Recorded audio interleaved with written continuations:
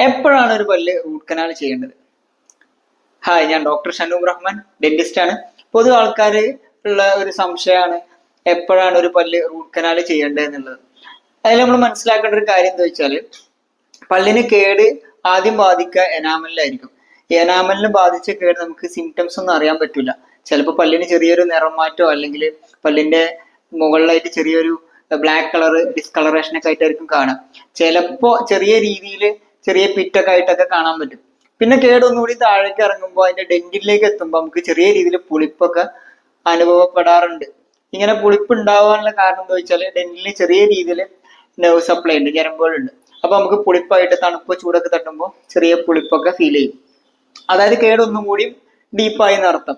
ഇവിടുന്ന് വിട്ട് കേട് ഒന്നും കൂടി താഴത്തേക്ക് പോകുമ്പോൾ അതിന്റെ പൾപ്പിലേക്ക് എത്തുമ്പോൾ, പൾപ്പിലാണ് ആക്ച്വലി അതിന്റെ ശരിക്കുള്ള നെർവ്സും വെസൽസ് എല്ലാം ഉള്ളത്.